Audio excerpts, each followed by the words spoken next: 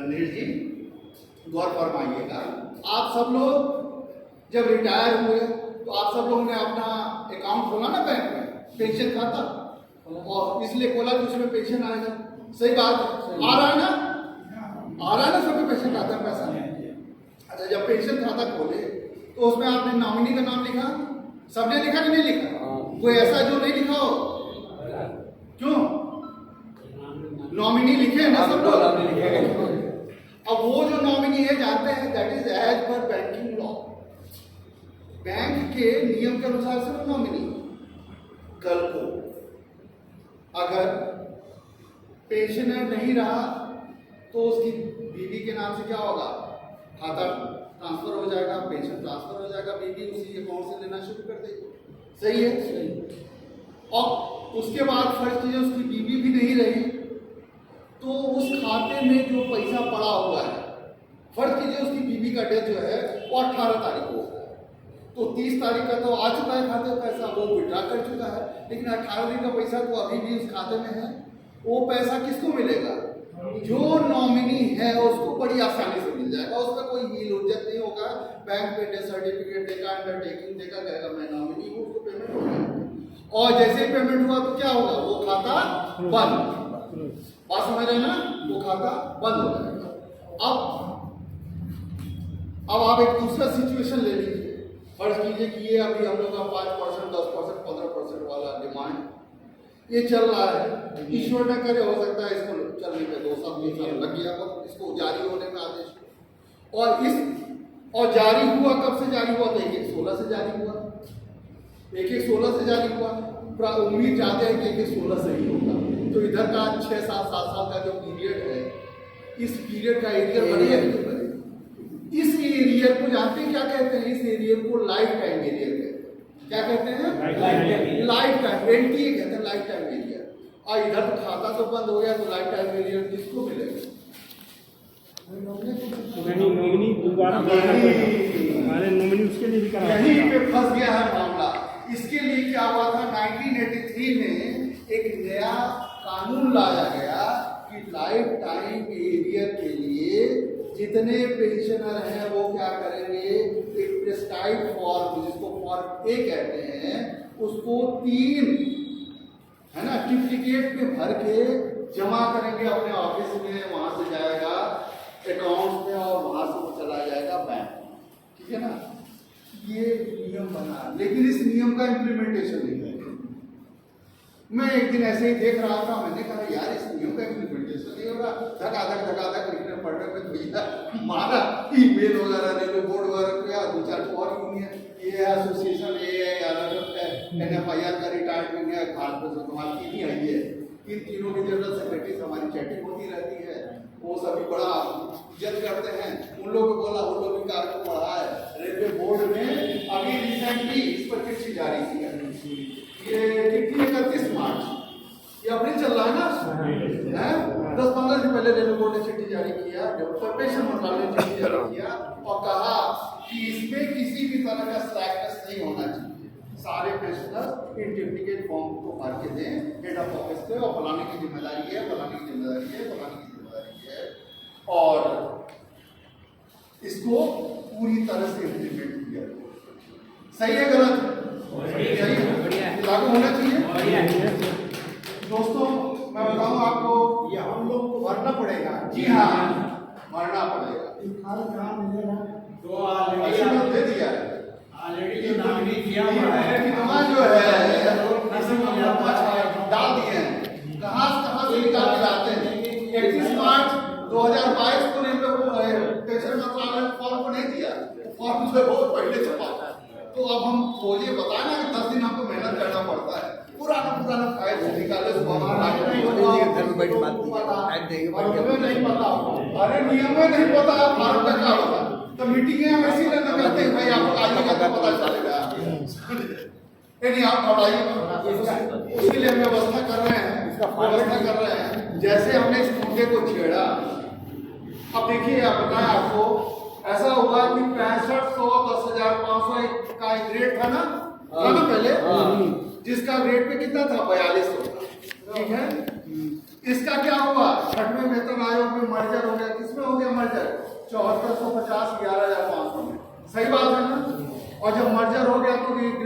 4500 से क्या हो गया 4600। तो सर्विंग वालों को तो इसका बेनिफिट मिल गया। कब मिल गया? 1/6 से मिल गया। रिटायर्ड वालों की लड़ाई लड़ते लड़ते 2019 में फैसला हुआ कि रिटायर्ड लोग को भी 1/6 से मिलेंगे।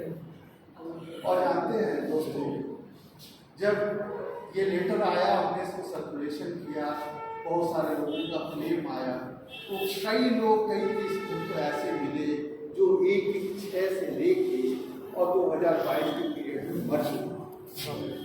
उन सारे केसेस में LTA life time arrear active हो रहा है कि नहीं हो रहा है? राइट हो रहा है। और चूंकि वो फॉर्म नहीं है, लिहाजा वो पैसा जो है गवर्नमेंट के खाते में है। सही कह रहे, गलत कह रहे? तो भविष्य को तो कोई नहीं जानता, इसलिए आदमी आज के डेट में इंसान क्या करता है? लाइफ इंश्योरेंस कराता है। क्यों कराता है? जाहिर सी बात है, ये सोच के कराता है भैया कल को अगर कुछ हो गया तो भैया हमारे उसको पैसा मिलता है। तो इसी तरह ये फॉर्म है, इसको भर दीजिए, आपका मामला क्लियर हो गया। समझ में आ रहा है? हाँ।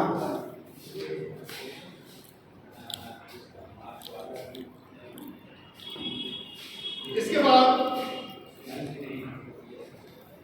आ जाइए, इसमें कुछ मॉडल वगैरह बात किया हुआ है। ये जो 65 और जो 5% और ये 10% की बात है, इसमें पार्लियामेंट में भी सवाल पूछा गया। तो उसमें पार्लियामेंट में क्वेश्चन आंसर होता है ना, उसमें भी इसकी तस्दीक की गई कि इस पर सरकार जो है कार्रवाई कर रही है। समझ रहे हैं? यानी कि ये पक्का है। उसके बाद संसद की 110वीं रिपोर्ट की कुछ खास बातें इसमें बताई गई है और उसमें कुल मिला जुला के यही सब चीज है। लेकिन एक खास बात इसमें, खास बात यह है कि संसद की जो हाउस कमेटी है उसने बोला क्या कि ओल्ड एजेड जो पेंशनर्स हैं, ये जब इमरजेंसी में कहीं जाके ट्रीटमेंट कराते हैं प्राइवेट हॉस्पिटल में, तो जो 80% वाला जो हिसाब किताब है, 20% जो काट लिया जाता है रिम्बर्समेंट में, ये कटौती नहीं की जाए बल्कि 100% रिम्बर्समेंट दिया जाए। सही बात है ना?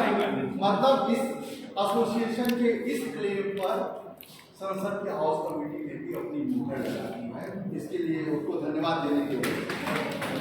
और संसद की कमेटी ने एक चीज और कहा है कि जो लोग 30 जून को रिटायर हुए उनको भी जिससे मुकदमा लड़ा है, उसके लिए भी कहा कि उसको भी 1 जुलाई से इंक्रीमेंटल बेनिफिट दे दी जाए। अच्छी बात है कि नहीं है? आप लोग करना जब तक जाते रहेगा, मैं कहा था कि हम देखेंगे आप इधर से करा देंगे, देखिए हो रहा है। हाँ जी हाँ, वो भी होगा, वो भी होगा। और तो और एक और इंटरेस्टिंग चीज है, वो ये है कि आप बहुत सारे लोग रिटायर हुए हैं, MACP का बेनिफिट ले गए, MACP का बेनिफिट लेंगे। MACP कब से लागू किया गया? 1/9/2008, मालूम है ना? हाँ, 1/9/2008। संसद की कमेटी ने कहा, हम लोग का डिमांड था कि इसको 1/6 से लागू किया जाए, और उसको उसने भी स्वीकार कर लिया और उसके लिए उसने ऑर्डर दे दिया कि इसको जो है 1/6 से कीजिए ताकि उसको कुछ बेनिफिट मिल जाए, उसका कोई इंक्रीमेंट था। तो ये सारे जो चीज है वो 110वीं रिपोर्ट के हाईलाइट है। इसको पढ़िएगा तो आपको बड़ा मजा आएगा। और लास्ट में इसमें आपके सवाल और हमारे जवाब, इतना बड़ा ऑर्गेनाइजेशन है, हर जगह से लोग सवाल पूछते रहते हैं, तो कुछ सवाल ऐसे होते हैं जो सबकी जानकारी योग्य होते हैं, तो उसको मैंने इस पे छाप दिया। आप लोग पढ़ लीजिएगा, आपको आनंद आएगा। और इसमें लास्ट में 5वां एक सवाल मैंने डाला है। 5वां सवाल का जवाब एक्चुअली हुआ क्या कि एक छपरा के एक आदमी ने सवाल पूछा, गौर फरमाइएगा, छपरा के एक आदमी ने सवाल पूछा,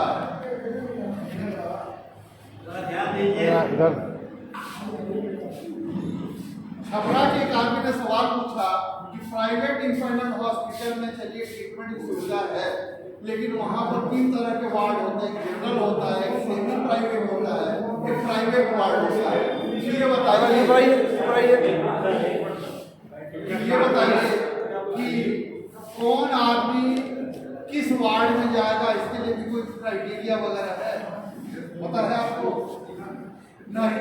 और आपके सवाल आपके जवाब में इस चीज को मैंने छाप लिया है कि 8/5/18 का रेलवे बोर्ड का चिट्ठी है, जिसमें कहता है कि जिसका बेसिक पे 47,600 रुपया तक है उसको जनरल वार्ड मिलेगा, जिसका बेसिक पे 47,601 से लेकर 63,101 तक है उसको सेमी प्राइवेट वार्ड मिलेगा, और जिसका बेसिक पे 63,101 से लेके से ऊपर है उसको क्या होगा, बिल्कुल प्राइवेट वार्ड के भी टाइप का मिलेगा।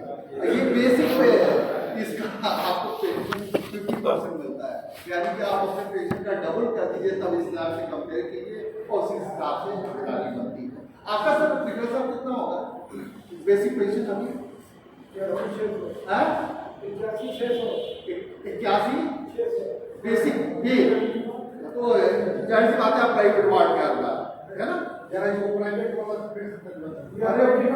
बढ़िया पेज नंबर 18। हाँ ये लेटर उम्मीद कार्ड पर लिखा भी रहा, उम्मीद कार्ड पर लिखा भी हुआ है, आ जाता है। सर उम्मीद कार्ड में भी जो है कि वो कैंडिडेट प्राइवेट वार्ड जो है ऐसे करके उसमें भी लिखा गया। अच्छा ये बढ़िया है, वेरी नाइस। और साथियों इस तरह करके इसमें लास्ट आप देखिएगा, लास्ट पेज में आप देखिएगा तो बड़ा मजेदार तस्वीर है। इसमें देखिए सीनियर सिटीजन एवं क्या बोलते हैं कि हृदय रोग क्लिनिक 26 जनवरी को यहाँ पे रेलवे हॉस्पिटल में हुआ था। 26 जनवरी को हर जगह झंडा फहराया जाता, हम लोग भी गए थे कोहली साहब, तो यहाँ पे सीनियर सिटीजन के लिए भी क्लिनिक हुआ, बहुत सारे क्लिनिक ओपन किए गए थे। तो ये बड़ी अच्छी बात है कि कम से कम मेडिकल डिपार्टमेंट पेशेंटों के लिए कुछ कर रहा है अलग से, ये बड़े संतोष की बात है। बहुत सारी काफी सुविधाएं हैं, और इसके लिए हम मेडिकल प्रशासन का तहे दिल से शुक्रिया अदा करते हैं। साथियों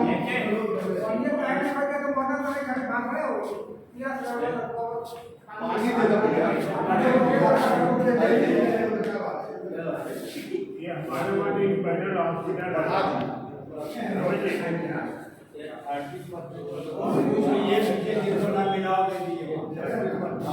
हमारे रोड में जो भी पैनल